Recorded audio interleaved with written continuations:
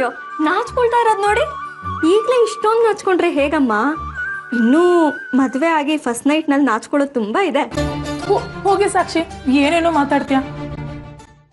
ನಾನು ಈ ಸಲ ಆದಿತ್ಯನ ತಲೆಗೆ ತುಂಬಿರೋದು ಮಾಮೂಲಿ ಬಾಂಬ್ ಅಲ್ಲ, ಇಟ್ಸ್ ಎ ಟೈಮ್ ಬಾಂಬ್. ಇಷ್ಟೊತ್ತಿಗೆ ಬ್ಲಾಸ್ಟ್ ಆಗೇ ಆಗಿರುತ್ತೆ.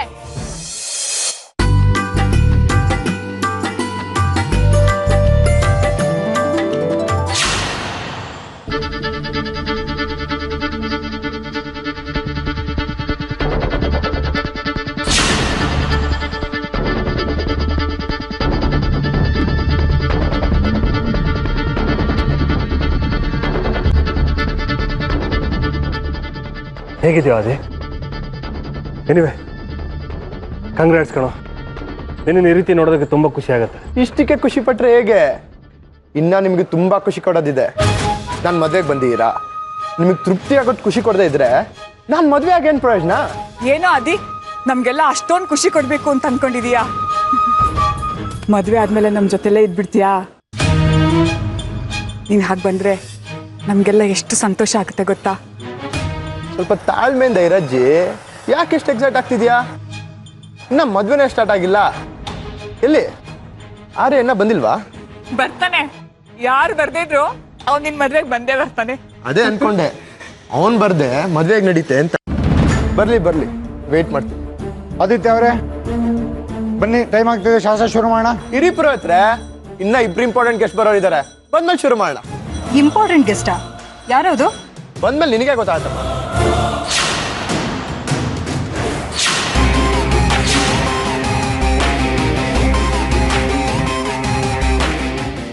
ಬಂದ್ರು ನೋಡಿ ಅವರೇ.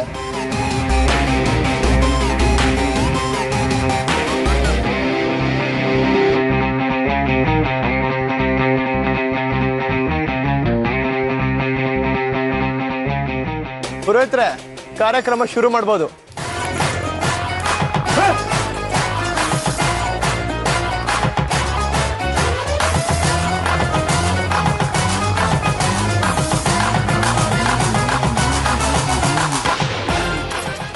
ಮಾವ, ತುಂಬ ಹೊತ್ತಾಯ್ತಾ ಬಂದು? ಇಲ್ಲ, ಸ್ವಲ್ಪ ಹೊತ್ತಾಯ್ತು. ಗುಡ್ ಲಕ್ ಬಾಂಬ್ ಇದಾ?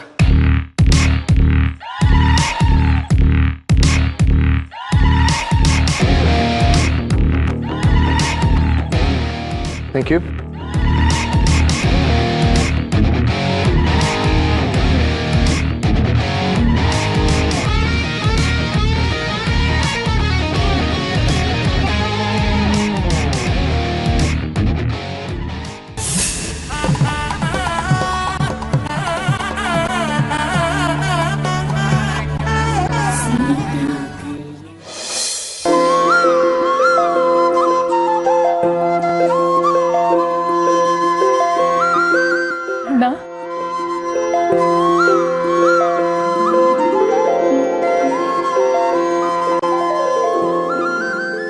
ತುಂಬ ಲಕ್ಷಣವಾಗಿ ಕಾಣಿಸ್ತಾ ಇದೆಯಾ?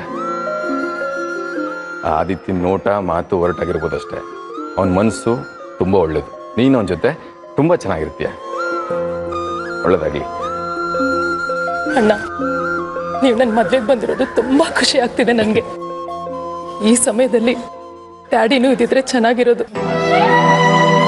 ನಿರೋಷ, ಇಂಥ ಶುಭ ಸಂದರ್ಭದಲ್ಲಿ ಅಂಥ ಕೆಟ್ಟ ಮನುಷ್ಯನ ಯಾಕೆ ನೆನ್ಸ್ಕೊತಾ ಇದೆಯಾ? ಅವನು ಇಲ್ಲಿಗೆ ಬರದೇ ಇರೋದೇ ಒಳ್ಳೇದಾಯ್ತು. ಅವನ ಆಶೀರ್ವಾದದಿಂದ ನಿನ್ಗೆ ಒಳ್ಳೇದಾಗೋದಕ್ಕಿಂತ ಜಾಸ್ತಿ ಕೆಟ್ಟದ್ದೇ ಆಗುತ್ತೆ. ಅವನ ಬಗ್ಗೆ ನಿನ್ನ ತಲೆ ಕೆಡ್ಸ್ಕೊಬೇಡ ಪ್ಲೀಸ್.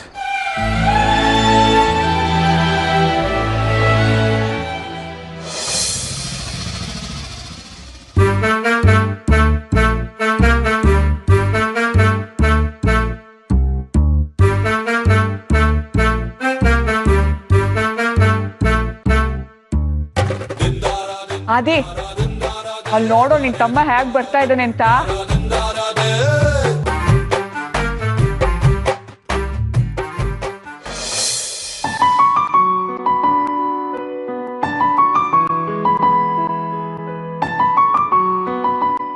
ಆರ್ತಿ, ಅವ್ರಿಬ್ರು ಬರ್ತಾ ಇರೋದು ನೋಡಿದ್ರೆ ಎಷ್ಟು ಖುಷಿ ಆಗುತ್ತಲ್ಲ.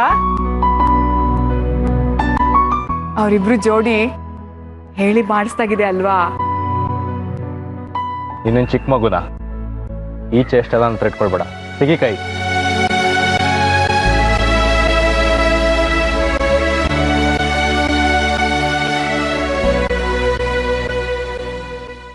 Congrats brother, happy married life. ಇರಪ್ಪ, ವಿಶ್ ಮಾಡೋದಕ್ಕಿಂತ ಟೈಮ್ ಇದೆ. ಹಾಗೆ ಒಂದು ಸಣ್ಣ ಟ್ವಿಸ್ಟು ಇದೆ. ಏನ್ ಸರ್ ಟ್ವಿಸ್ಟು? ಆರ್ಯ ಅವ್ರ ಕೈಲಿ ನಂಗೆ ತಾಳಿ ಕಟ್ಟಿಸ್ತೀರಾ?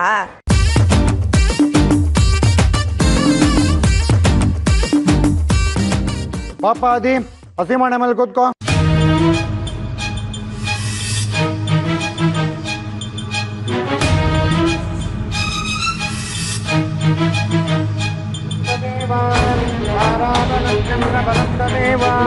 ವಿದ್ಯಾಬಲಂ ದೈವ ಬಲಂ ತದೇವ ಲಕ್ಷ್ಮೀ ಪದೇ ದೇಂದ್ರಿಗಳಂ ಸ್ಮರಾಮಿ.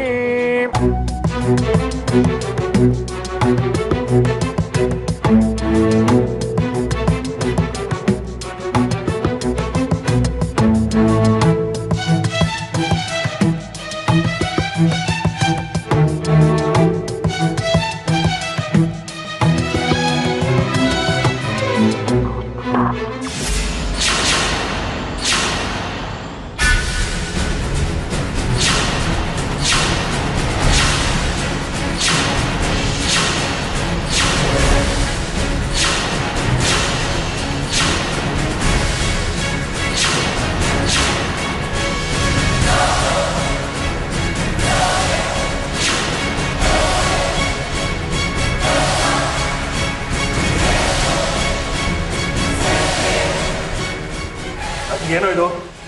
ಯಾಕೆ ಹಿಂಗೆ ನಡ್ಕೋತಾ ಇದೆಯಾ? ಕೂತ್ಕೊಳ್ಳೋ. ಇವಳನ್ನ ಯಾವನ್ ಮದುವೆ ಆಗ್ತಾನೋ ಅವನೇ ಕೂತ್ಕೊಂಡ್ಲಿ, ಅವನೇ ತಾಳಿ ಕಟ್ಲಿ. ಅದಿ ಏನು ಅಂತ ಮಾತಾಡ್ತಿದ್ಯೋ? ನೀನ್ ಎಲ್ವೇನೋ ನನ್ನ ಮದ್ವೆ ಆಗೋದು? ಆಗ ಅನ್ಕೊಂಡಿದ್ದೆ, ಆದ್ರೆ ಈಗಲ್ಲ. ನನಗೆ ನಿನ್ನ ಮದುವೆ ಯಾಕೆ ಇಷ್ಟ ಇಲ್ಲ. ಆದಿತ್ಯ, ಏನ್ ಮಾತಾಡ್ತಿದ್ಯಾ ಅನ್ನೋ ಪರಿಜ್ಞಾನ ಇದೆಯಾ ನಿನ್ಗೆ? ಇದೆ. ಇರೋದಿಕ್ಕೆ ಮದ್ವೆಗ್ ಮುಂಚೆನೆ ನನಗೆ ಮೋಸ ಮಾಡ್ದಲ್ಲ ಮದ್ವೆ ಆಗಲ್ಲ ಅಂತ ಹೇಳ್ತಿರೋದು. ಮದ್ವೆಗ್ ಮುಂಚೆನೆ ಈ ರೀತಿ ಮೋಸ ಮಾಡಿ ನನಗೆ ಬೆನ್ನಿಗೆ ಚೂರಿ ಹಾಕಿದಳಲ್ಲ, ಇಂಥವಳ ಮದ್ವೆ ಆದ್ರೆ ನನಗಿಂತ ದೊಡ್ಡ ಮುಟ್ಟಾಳ ಈ ಪ್ರಪಂಚದಲ್ಲಿ ಇರಲ್ಲ. ಇವಳು ಇಂಥವಳು ಅಂತ ಗೊತ್ತಾದ್ಮೇಲೂ ಇವಳ ಮದ್ವೆ ಹಾಕ್ಬೇಕಾ? ನೆಫೋ. ಏನ್ ಮಾತಾಡ್ತಿದ್ಯೋ? ನಿರೋಷ ಏನ್ ಮೋಸ ಮಾಡಿದ್ರೆ ನಿಂಗೆ? ಯಾಕೆ ನಿಮಗೆ ಗೊತ್ತಿಲ್ವಾ? ಕೇಳಿ ಇವಳನ್ನ. ಅವಳು ಮಾತ್ರ ಅಲ್ಲಮ್ಮ, ನೀವು ಕೂಡ ನನಗೆ ಮೋಸ ಮಾಡಿದ್ರಿ.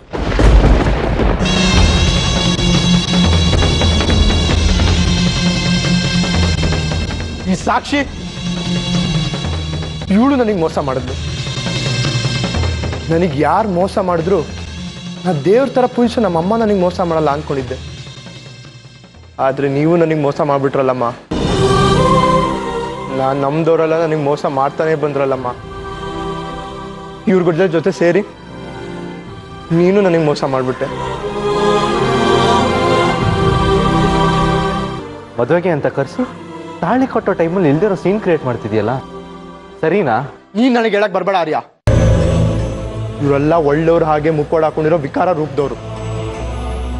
ನಿನಗವ್ರು ನಿಜವಾದ ರೂಪ ಗೊತ್ತಿಲ್ಲ. ನೀನು ನನ್ನ ಪರಿಸ್ಥಿತಿಲಿ ಇದ್ದಿದ್ರೆ ಗೊತ್ತಾಗ್ತಿತ್ತು ಇವರೆಲ್ಲ ಸೇರ್ಕೊಂಡು ನನ್ಗೆ ಎಷ್ಟು ಮೋಸ ಮಾಡಿದ್ದಾರೆ ಅಂತ.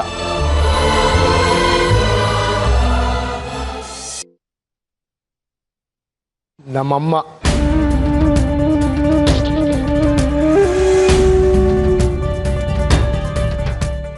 ಸಾಕ್ಷಿ.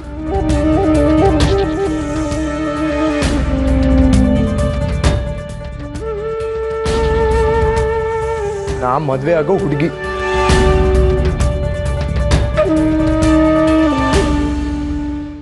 ಎಲ್ರೂ ಸೇರಿ ನನಗೆ ಗೊತ್ತಿಲ್ಲದೆ ನನ್ನ ವೈರಿಗೆ ಲೋನ್ ಕೊಡ್ಸಿದ್ರು. ಅದು ನನ್ನ ಕಣ್ಣಿಗೆ ಮಣ್ಣೆರ್ಚಿ.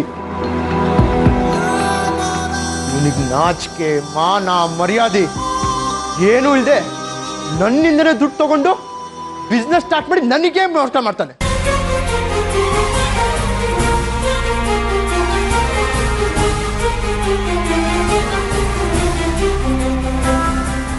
ಇವನ್ ಜಾಗದಲ್ಲಿ ನಾನೇನಾದ್ರೂ ಇದ್ದಿದ್ರೆ ನೇಣು ಹಾಕೊಂಡ್ಬಿಡ್ತಿದ್ದೆ. ಮಾನ್ ಗೆಟ್ಟವನು ಇವಂದು ಒಂದು ಜನ್ಮನ.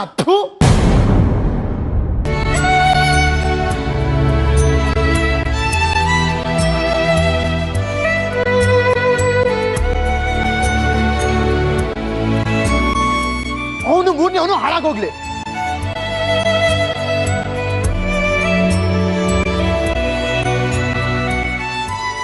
ನಾನು ನಿನ್ನ ಪ್ರೀತಿಸಿದವನು, ನೀನು ನನ್ನ ಮದುವೆ ಆಗ್ಬೇಕಾರೋ ಹುಡುಗಿ. ನಿನ್ ಮೇಲೆ ಎಷ್ಟು ನಂಬಿಕೆ ಇಟ್ಟಿದ್ದೆ ಗೊತ್ತಾ? ನಾನ್ ಮನೆ ಬಿಟ್ಟು ಬಂದಾಗ ನೀನ್ ನಂಗೆ ಆಶ್ರಯ ಕೊಟ್ಟೆ, ನನಗೆ ಸಪೋರ್ಟ್ ಆಗಿರ್ತೀಯ ಅನ್ಕೊಂಡಿದ್ದೆ. ಆದ್ರೆ ನೀನ್ ಮಾಡಿದ್ದೇನು ಬೆನ್ನಿಗೆ ಚೂರಿ ಹಾಕೋ ಕೆಲ್ಸ. ಕೊನೆಗೂ ಪ್ರೂವ್ ಮಾಡ್ಬಿಟ್ಟಲ್ಲೇ ನೀ ಚಿದಂಬರಂ ಮಗಳು ಅನ್ನೋದ್ನ. ಎಲ್ಲೋಗುತ್ತೆ ಅಪ್ಪನ್ ಬುದ್ಧಿ?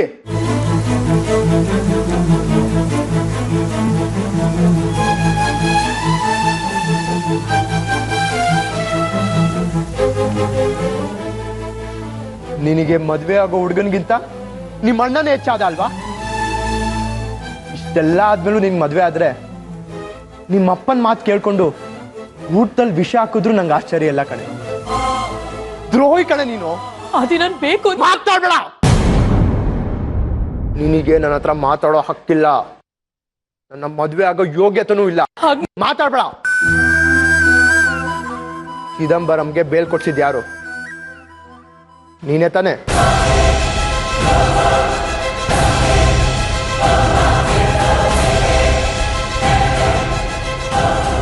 ನಿಮ್ಮೆಲ್ರಿಗೂ ಒಂದ್ ಮಾತು ಹೇಳ್ತೀನಿ ಕೇಳಿ. ನೀವ್ ಯಾವ ಸತ್ಯನ ಇಷ್ಟು ದಿನ ನನ್ನಿಂದ ಮುಚ್ಚಿಟ್ಟಿರೋ ಆ ಸತ್ಯ ಈಗ ಬೆಳಕಿಗೆ ಬಂದಿದೆ. ನನಗೂ ನಿಜ ಹೇಳೋರು ಇದ್ದಾರೆ. ಯಾವ ಸತ್ಯಕ್ಕೆ ನೀವು ಸಮಾಧಿ ಕಟ್ಬೇಕು ಅಂತ ಇಷ್ಟು ದಿನ ಕಾದ್ರೋ ಅದು ಆಚೆ ಬಂದಾಗ ನೋಡಿ ಹೇಗೆಲ್ಲರೂ ತಲೆ ತಗ್ಗಿಸ್ಕೊಂಡು ನಿಂತಿದ್ದಾರೆ. ಇದು ಸತ್ಯಕ್ಕೂ ಸುಳ್ಳುಗೂ ಇರೋ ವ್ಯತ್ಯಾಸ. ನಿನ್ನ ಮದ್ವೆ ಆಗೋ ನನಗೆ ಓಡಾಡದೆ ಇರೋ ಹಾಗೆ ಮಾತಾಡದೆ ಇರೋ ಹಾಗೆ ಮಾಡ್ದ ಆ ಚಿದಂಬರಂ. ಅಂತವನಿಗೆ ಬೆಲ್ ಕೊಡ್ಸ್ದೆ ಅಲ್ವಾ ನೀನು? ನಿನ್ನ ನಾನ್ ಮದ್ವೆ ಆಗ್ಬೇಕಾ? ಇಂಪಾಸಿಬಲ್.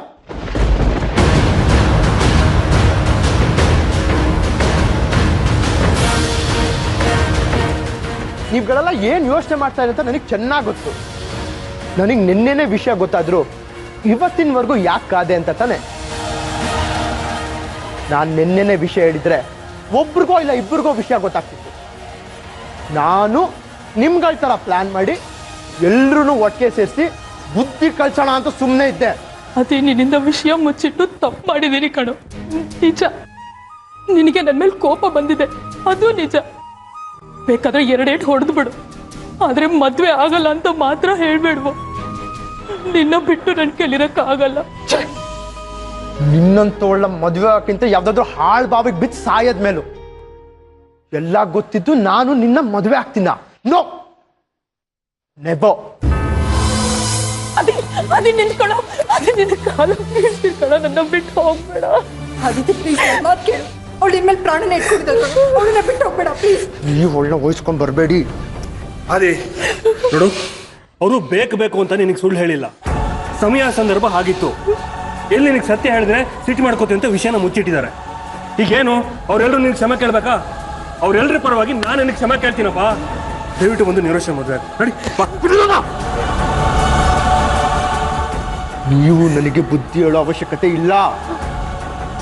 ನೀವು ಆ ಯೋಗ್ಯತೆನ ಯಾವತ್ತೋ ಕಳ್ಕೊಂಡಿದ್ದೀರಾ.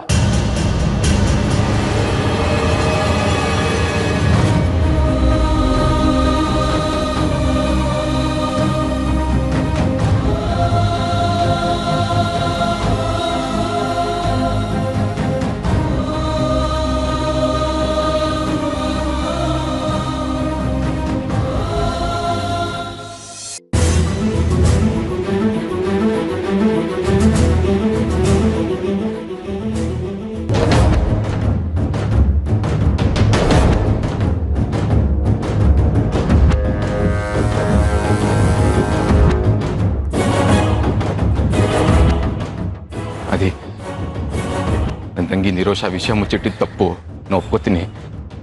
ಅದು ನಿನ್ ದುಡ್ಡು ಅಂತ ಗೊತ್ತಿದ್ರೆ ದೇವರಾಣೆ ತಗೋತಿರಲ್ಲ ಕಣೋ. ಓ, ಗೊತ್ತಾದ್ಮೇಲೆ ವಾಪಸ್ ತಂದು ಕೊಡ್ಬೇಕಿತ್ತು, ನಿರೋಷಾಗೆ ಬೈಬೇಕಿತ್ತು ಅಂತನಾ? ಏನೋ ಪರಿಸ್ಥಿತಿ ಕಣೋ, ಗೊತ್ತಾಗ್ಲಿಲ್ಲ.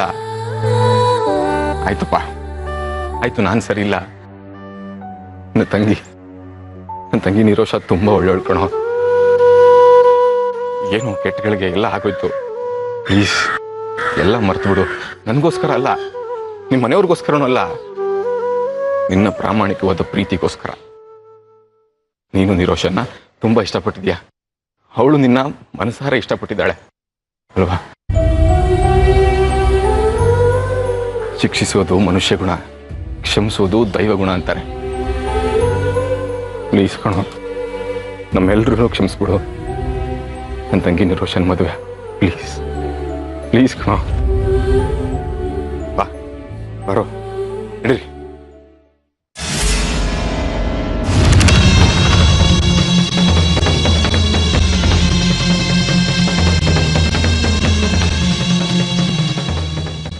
ನನ್ನಿಂದ ನಮ್ಮ ಮನೆಯವ್ರನ್ನ ದೂರ ಮಾಡೋಕ್ಕೆ ಕಾರಣ ನೀನು.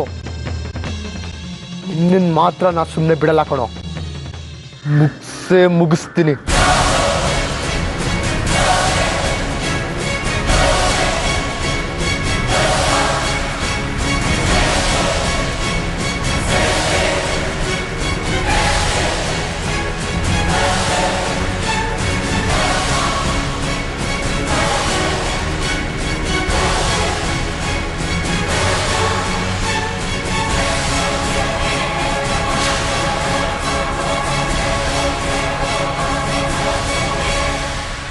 ಆಮೇಲೆ ಬಂದು ನಾನು ಮೀಟ್ ಮಾಡು. ಈಗ ಹೋಗು.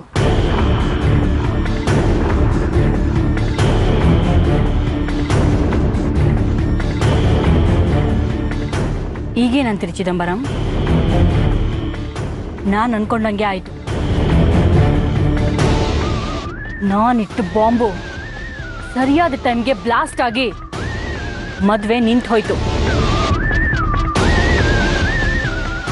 ಇನ್ನು ಯಾವತ್ತಿಗೂ ಜೋಡ್ಸೋಕ್ ಆಗದೆ ಇರೋ ಮಟ್ಟಕ್ಕೆ ಆ ಸೂರ್ಯನ ಮನೆ ಛಿದ್ರ ಆಗೋಯ್ತು.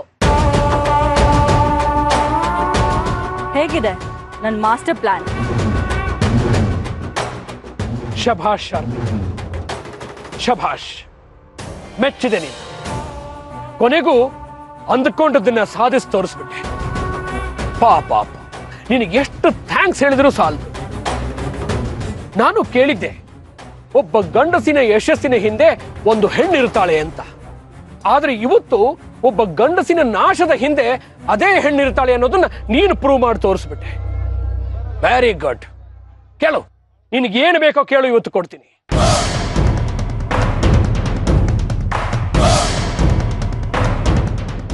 ನಿಮ್ಮಿಂದ ನನಗಾಗಬೇಕಾಗಿರೋ ಸಹಾಯ ತುಂಬಾ ಇದೆ.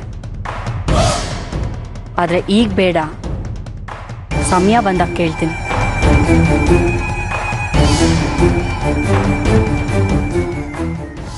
ಬಟ್ ಒಂದ್ ಮಾತು, ನನ್ನ ಯಾವುದೇ ಕಾರಣಕ್ಕೂ ಅಂಡರ್ ಎಸ್ಟಿಮೇಟ್ ಮಾಡಬೇಡಿ. ಖಂಡಿತ ಇಲ್ಲ ಅರ್ಪಿತಾ. ನೀನು ಹೇಗೆ ಆದಿತ್ಯ ನಿರೋಷನ ದೂರ ಮಾಡಿದ್ಯೋ ಹಾಗೆ ಸಾಕ್ಷಿ ರಂಜಿತನ ದೂರ ಮಾಡಿಬಿಡು. ನೀನು ಕೇಳಿದ್ದನ್ನು ಕೊಡ್ತೀನಿ. ಅಲ್ಲ, ನೀನು ಹೇಳ್ದಾಗೆ ಕೇಳ್ಕೊಂಡು ನಿನ್ನ ಹತ್ರನೇ ಬಿದ್ದಿರ್ತೀನಿ. ನೀವು ಅದನ್ನ ಹೇಳೋದೇ ಬೇಡ. ನನ್ನ ನೆಕ್ಸ್ಟ್ ಟಾರ್ಗೆಟ್ ಏನಿದ್ರು ಅವರಿಬ್ರೆ. ಆದ್ರೆ ಈ ಆದಿತ್ಯನ ವಿಷಯದಲ್ಲಿ ನಾನು ಸುಮ್ಮನಿರೋ ಹಾಗಿಲ್ಲ. ಯಾಕೆಂದ್ರೆ ಈ ಆದಿತ್ಯಂಗೆ ಅವ್ರ ಅಮ್ಮ ಆರ್ತಿ ಅಂದ್ರೆ ತುಂಬಾ ಪ್ರೀತಿ. ಆ ಆರ್ತಿಗೆ ಸೂರ್ಯ ಅಂದ್ರೆ ಅಷ್ಟೇ ಒಲವು. ಅವಳು ಆದಿತ್ಯನು ಸೂರ್ಯನು ಒಂದು ಮಾಡಿದ್ರೆ ಸುಮ್ಮನಿರಲ್ಲ. ಆಕೆನಾದ್ರೂ ಅವರಿಬ್ರು ಒಂದಾಗ್ಬಿಟ್ರೆ ಮತ್ತೆ ಆದಿತ್ಯ ನಿರೋಷನ್ ಮದ್ವೆ ಆಗೋಗುತ್ತೆ. ಅದ್ಯಾಕೆ ಸಾಧ್ಯ? ಈಗಾಗ್ಲೇ ಆದಿತ್ಯ ಅವ್ರನ್ನ ಬಿಟ್ಟು ಹೋಗಿದ್ದಾನಲ್ಲ. ಆರ್ತಿ ಮತ್ತೆ ಇವರನ್ನೆಲ್ಲ ಒಂದು ಮಾಡೋ ಅಷ್ಟೊತ್ತಿಗೆ ನಿರೋಷಗೆ ಬೇರೆ ಗಂಡು ನೋಡಿ ನಾನು ಮದುವೆ ಮಾಡಿಬಿಡ್ತೀನಿ. ನೀವು ಹಗ್ಲಗನ್ಸ್ ಕಾಣ್ತಿದ್ದೀರಾ. ನಿರೋಷ ಇನ್ನೂ ಆದಿತ್ಯನ ಮರ್ತಿಲ್ಲ. ಅಲ್ದೆ ಆದಿತ್ಯ ಸೂರ್ಯ ಮಧ್ಯೆ ಇರೋ ದ್ವೇಷ ತುಂಬಾ ದಿನ ಹೀಗೆ ಇರಲ್ಲ. ನೀನು ಹೇಳ್ತಿರೋದು ನಿನಗೆ ವಿಚಿತ್ರ ಅನಿಸ್ತಿಲ್ವಾ? ಅದೇನು ಹೇಳ್ಬೇಕು ಅಂತಿದ್ಯಾ ಸ್ವಲ್ಪ ಸರಿಯಾಗಿ ಬಿಡಿಸಿ ಹೇಳು. ಈ ಹಿಂದೆ ನಾನು ಆ ಸೂರ್ಯ ಮತ್ತೆ ಆರ್ತಿನ ಬೇರೆ ಬೇರೆ ಮಾಡಿದ್ದೆ. ಒಂದಲ್ಲ ಎರಡಲ್ಲ, 20 ವರ್ಷ ಅವರಿಬ್ರು ಬೇರೆ ಬೇರೆ ಇದ್ರು. ಆದ್ರೆ ಈಗ ಮತ್ತೆ ಅವರಿಬ್ರು ಒಂದಾಗಿಲ್ವಾ? ಸಾಲದಕ್ಕೆ ಮನೆಯವರೆಲ್ಲ ಒಂದಾಗಿ ನನ್ನನ್ನು ಆಚೆ ಕಳಿಸಿದ್ದಾರೆ.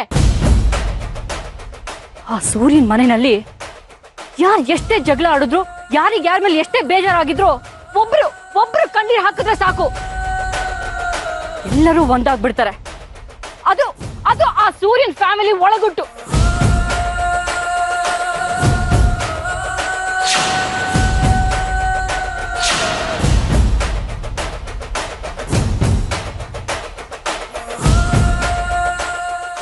ಅಂದ್ರೆ ಅವರು ಮತ್ತೆ ಒಂದಾಗ್ತಾರೆ ಅಂತೀಯಾ? ಅದೇ ಈಗ ನಮ್ ಮುಂದೆ ಇರೋಂತ ಸವಾಲ್. ಯಾವುದೇ ಕಾರಣಕ್ಕೂ ಅವ್ರುಗಳು ಒಂದಾಗದೇ ಇದ್ದ ಹಾಗೆ ತುಂಬಾ ಎಚ್ಚರಿಕೆಯಿಂದ ನಾವುಗಳು ನೋಡ್ಕೋಬೇಕು. ಅವ್ರ ಮಧ್ಯೆ ಇರೋಂತ ದ್ವೇಷನ ಜಾಸ್ತಿ ಮಾಡ್ಬೇಕು. ಸೇಡಿನ ವಿಷಯನ ಇನ್ನಷ್ಟು ಹೆಚ್ಚು ಮಾಡ್ಬೇಕು. ಒಬ್ರನ್ನೊಬ್ರು ಕಂಡ್ರೆ ಆಗದೆ ಇದ್ದ ಹಾಗೆ ಅವ್ರವ್ರೆ ಹೊಡೆದಾಡ್ಕೊಂಡು ಪ್ರಾಣ ಬಿಡ್ಬೇಕು.